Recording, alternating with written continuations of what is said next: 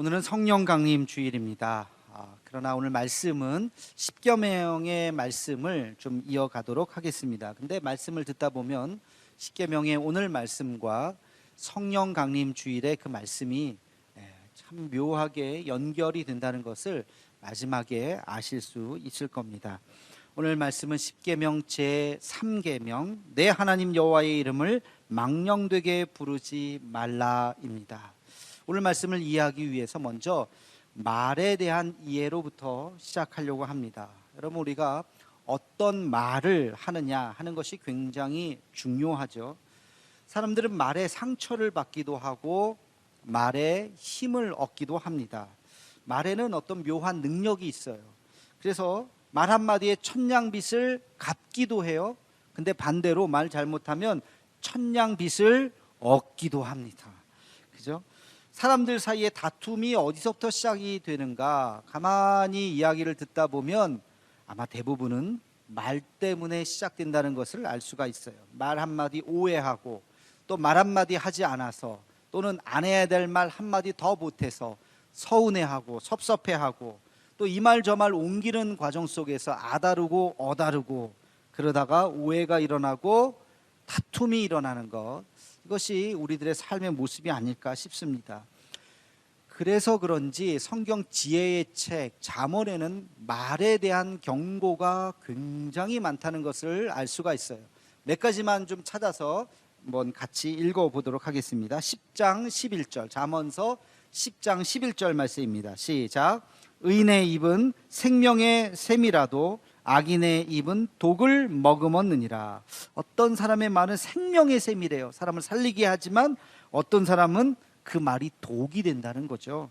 10장 13절 명철한 자의 입술에는 지혜가 있어도 지혜 없는 자의 등을 위하여는 채찍이 있느니라. 말 잘못하면 등에 채찍질 맞을 수도 있어요. 10장 19절 시작. 말이 많으면 허물을 면하기 어려우나 그 입술을 제어하는 자는 지혜가 있느니라. 아멘. 말을 적게 하는 이유를 아시겠죠? 10장 31절 말씀입니다. 의인의 입은 지혜를 내어도 패역한 혀는 배임을 당할 것이니라. 아멘. 말 잘못하면 혀가 잘릴 수도 있어요. 굉장히 무서운 말씀이에요. 계속해서 15장 1절 시작. 유순한 대답은 분노를 쉬게 하여도 과격한 말은 노를 격동하느니라. 아멘. 저쪽에서 흥분하면 고분고분 얘기해야지 같이 흥분하면 큰일 납니다. 그리고 16장 24절 시작. 선한 말은 꿀송이 같아서 마음에 달고 뼈에 양약이 되느니라. 아멘. 그렇죠? 이런 거 체험해 보셨나요? 말 한마디 너무 기분 좋은 말 들으면 마음에 달고 뼈에 양약이 된다. 그냥 계속 가슴에 남는 좋은 말들. 18장 6절 시작. 미련한 자의 입술은 다툼을 일으키고 그의 입은 매를 자청하느니라. 마지막 20장 15절 시작. 세상에 금도 있고 진주도 많거니와 지혜로운 입술이 더욱 귀한 보배니라. 아멘. 금도 있고 진주도 많지만 진짜 보배는 뭐라고요? 지혜로운 말, 지혜로운 입술이 진짜 보배다. 여러분, 말의 중요성은 아무리 강조해도 지나치지 않습니다. 우리가 말을 할 때 근데 그 근거가 있어야 되잖아요. 누가 그런 말을 하디? 누가 그런 말을 합니까? 아무개가 합니다. 그래요? 어떤 권위 있는 사람 누가 이런 말을 했습니다 하면 믿을 수 있어요. 그 권위의 마지막, 누가 말했을 때 아무도 토를 달지 않고 그렇습니까? 하겠습니까? 그 권위의 마지막은 바로 하나님이 하신 말씀입니다. 그러면 토를 달 수도 없고 달아서도 안 되죠. 그렇습니까? 아멘입니다. 하나님의 말씀을 우리는 그렇게 경청을 해야 됩니다. 근데 바로 문제가 여기 있는 거예요. 하나님의 말씀이라면 우리가 아멘으로 받아들여야 하는데, 문제는 하나님이 그렇게 말하지도 않았는데 자기가 말하면서 하나님이 말했어, 이렇게 말하면 돼요, 안 돼요? 안 되죠. 그렇게 거짓으로 하나님이 하시지도 않은 말씀을 자기가 보태서 얘기하면 안 된다는 거예요. 이것이 큰 문제예요. 이것이 바로 하나님께서 말씀하신 내 이름을 망령되게 일컫지 말라라고 하는 문제예요. 하나님의 이름이 그렇게 가벼워지기 시작하면 하나님의 권위가 땅에 떨어지게 되는 거죠. 여러분, 망령되게라고 하는 말의 어원이 뭐냐면 이것은 거짓, 허위, 재난, 사악, 범죄, 안 좋은 단어들이죠. 그 단어 앞에 전치사 for가 달려 있어요. 그래서 망령되게라고 하는 뜻이에요. 그러니까 거짓을 위해서, 허위를 위해서, 재난을 위해서, 사악함을 위해서, 범죄를 위해서 하나님이 하셨다고 그 말을 끌어들이지 말라는 거예요. 이게 망령되게 말하지 말라는 뜻입니다.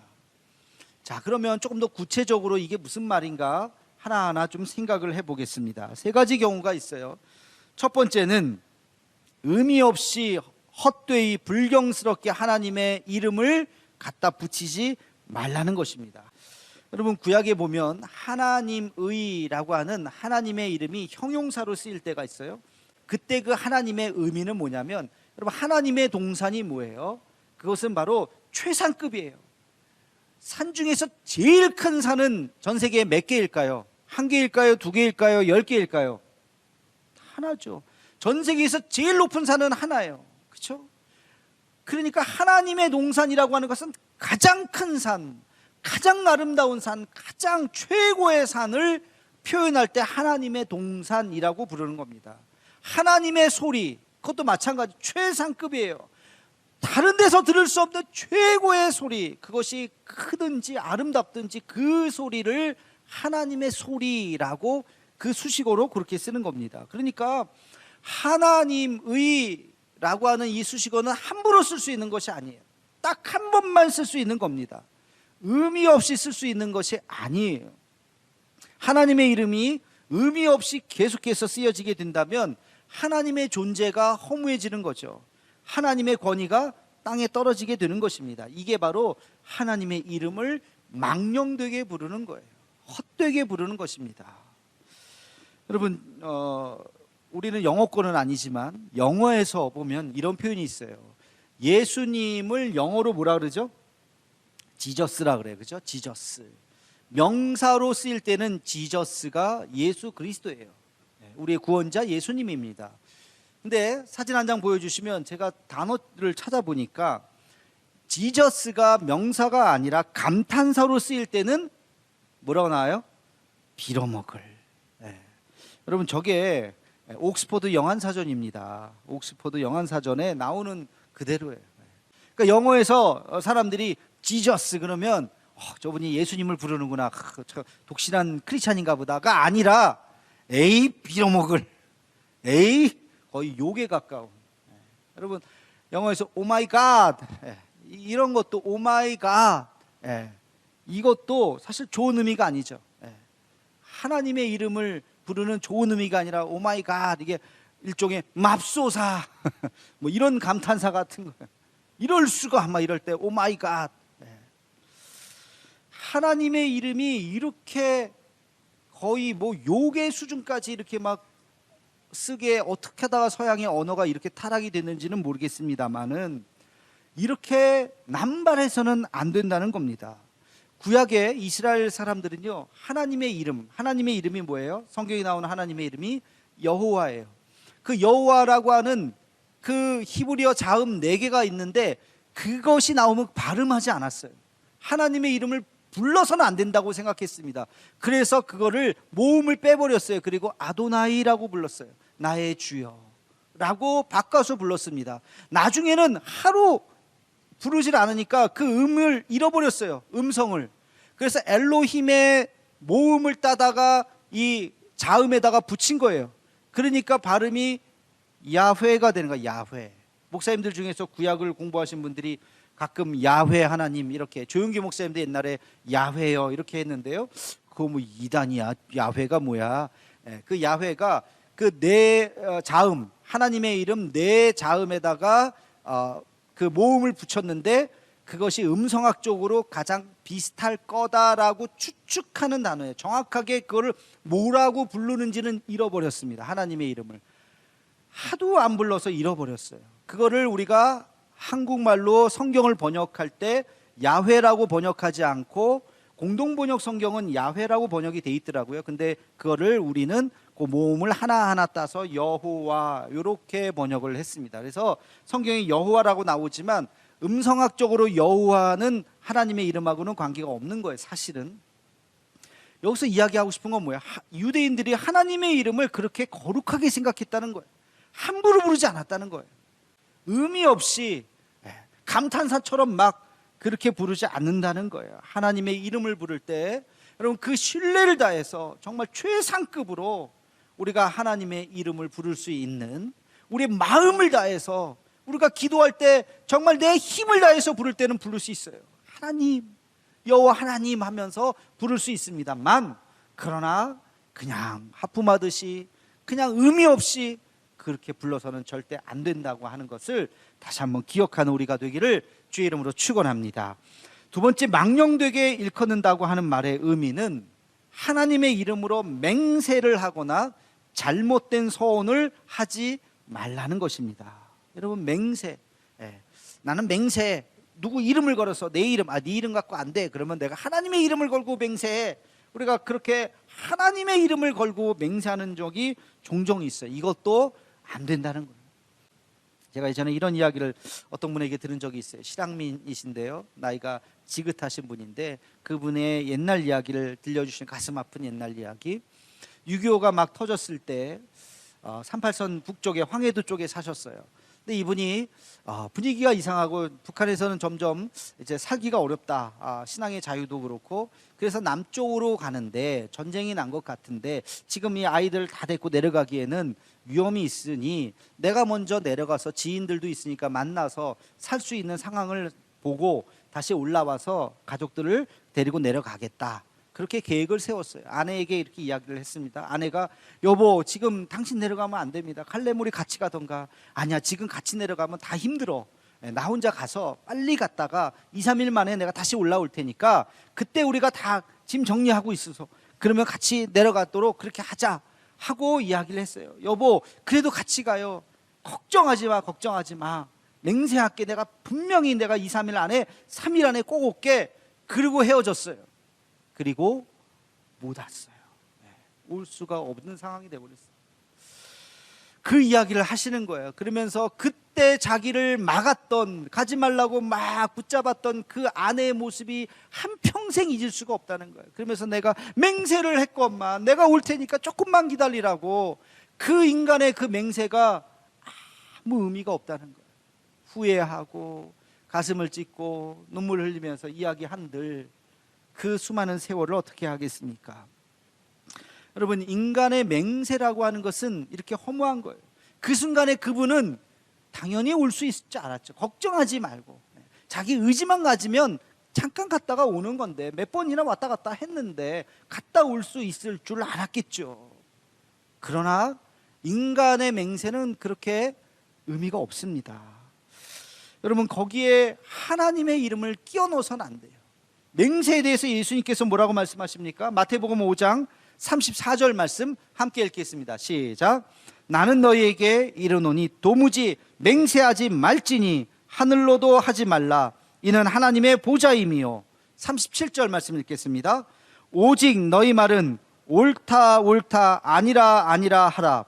이에서 지나는 것은 악으로부터 나느니라. 아멘. 어떤 약속을 할 때 너 이름을 걸고 하는 것까지는 괜찮아. 내 이름을 걸고 약속할게. 그래, 당신 이름 걸었으면 내가 신뢰해 줄게. 그렇게 신용 있는 사람이 되라는 거예요. 근데 네 이름 갖고 안 돼. 하나님의 이름, 그렇게 함부로 하나님의 이름을 걸지 말라는 거예요. 하나님의 이름을 걸면서 이야기하는 것, 이거 자칫 잘못하다가 하나님의 이름을 욕보일 수가 있는 것이죠. 실수하면 하나님이 그 하나님 이름까지 걸었는데 저렇게 약속을 안 지켜 하면서 하나님을 욕먹일 수가 있는 것입니다. 여러분, 서원도 마찬가지예요. 서원도 하나님, 이렇게 해주시면 내가 이렇게 할게요. 이게 서원이잖아요. 하나님과 일종의 거래예요. 뭐 하나님이 하자고 하는 것도 아니에요. 자기가 아쉬우니까 하나님 들먹이면서 하나님 꼭 들어주세요. 그럼 내가 이렇게 할게요.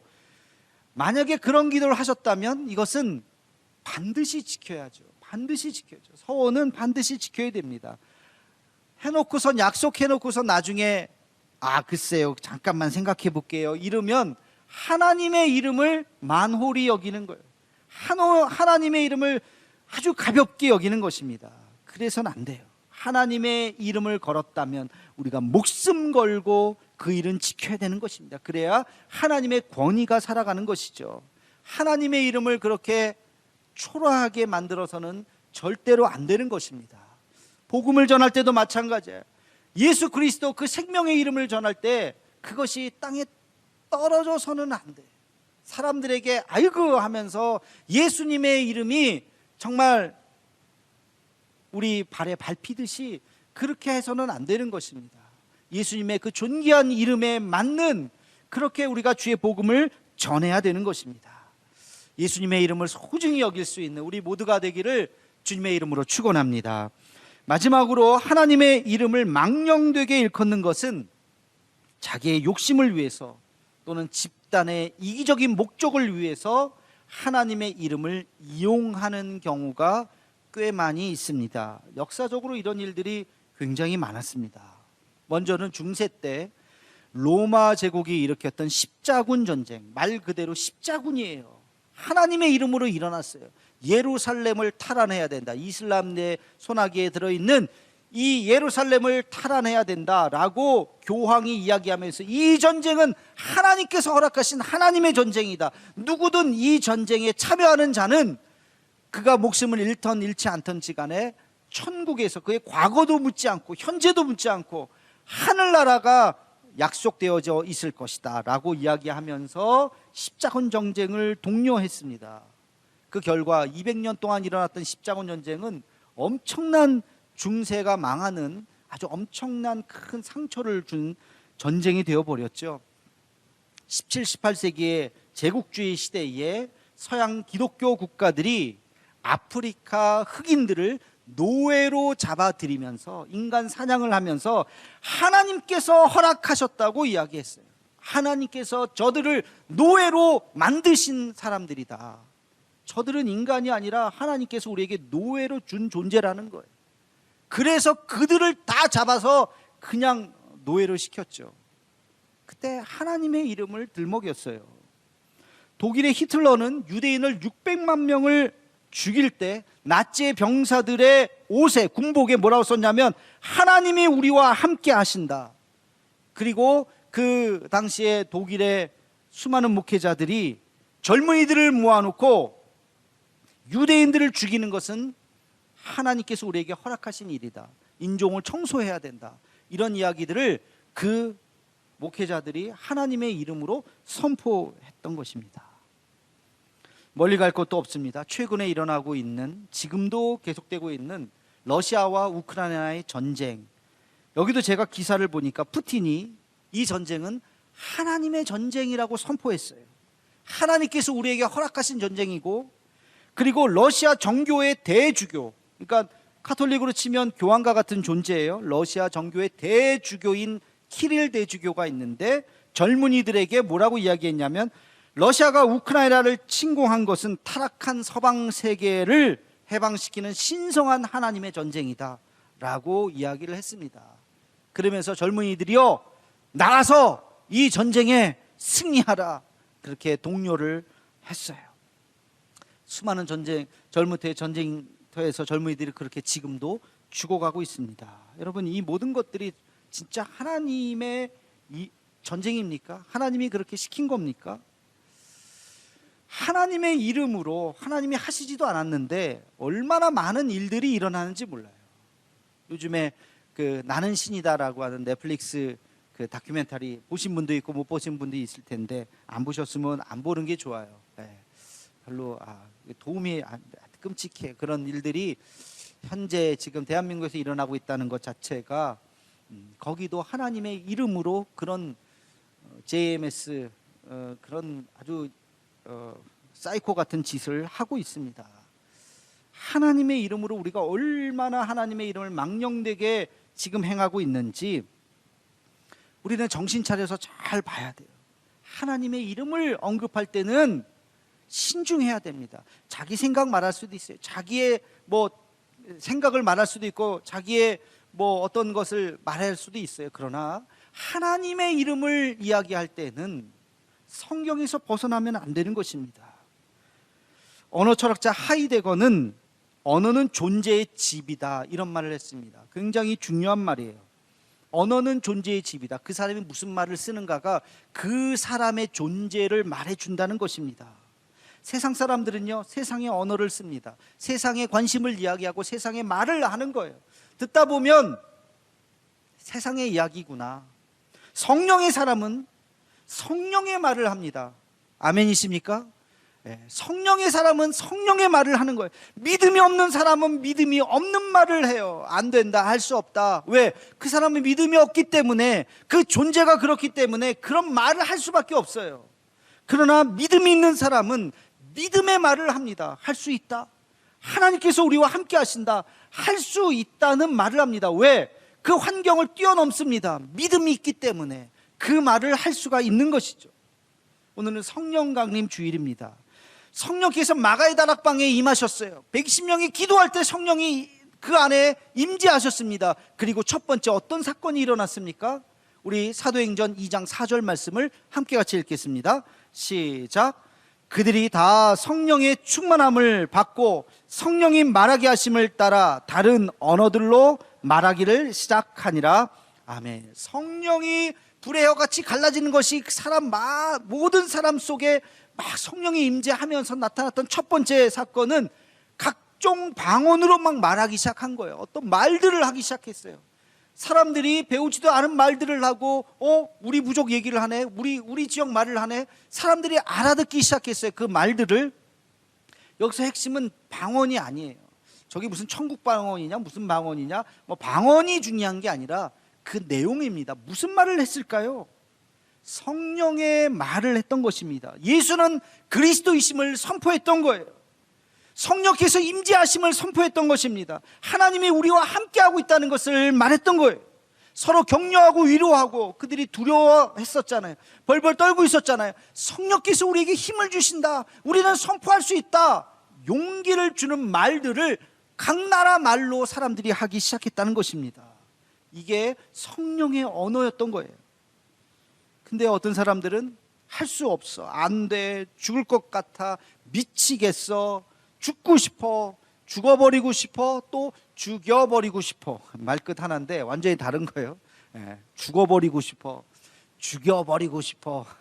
이런 말들, 하나님이 어디 있어? 이런 말들은 모두 사탄의 언어예요. 이게 바로 망령된 말입니다. 하나님 믿는 사람이 미쳐버리겠다니, 할 수 없다니, 죽고 싶다니, 이게 말이 됩니까? 그 언어대로 그렇게 존재하는 거예요. 그래서는 안 되는 것입니다. 오늘 말씀해 보면 그렇게 말하는 자를 죄 없다 하지 아니하겠노라. 하나님이 이렇게 말씀하십니다. 성령의 사람은 성령의 말을 합니다. 성령의 말은 뭡니까? 위로의 말, 격려의 말, 용기의 말입니다. 잘 될 거예요. 할 수 있어요. 하나님이 당신과 함께 할 것입니다. 이루어 주실 것입니다. 당신은 존귀한 자입니다. 포기하지 마십시오. 승리할 겁니다. 라고 이야기하는 것, 이것이 바로 성령의 음성인 줄로 믿습니다. 성령 강림절, 여러분 성령 받으셨습니까? 성령 받으셨다면 여러분의 존재가 바뀌는 것이요, 우리의 존재가 성령의 존재로 바뀌었다면 성령의 말을 하는 것입니다. 하나님을 망령되게 일컫는 말이 아니라 주님을 높이는 말, 주님을 찬양하는 말, 하나님 앞에 영광 돌리는 말, 그리고 옆에 있는 분들에게 용기와 힘을 주는 말, 나 자신에게도 할 수 있다고 자신감을 불러주는 그런 말들을 하는 저와 여러분의 삶이 되기를 주님의 이름으로 축원합니다.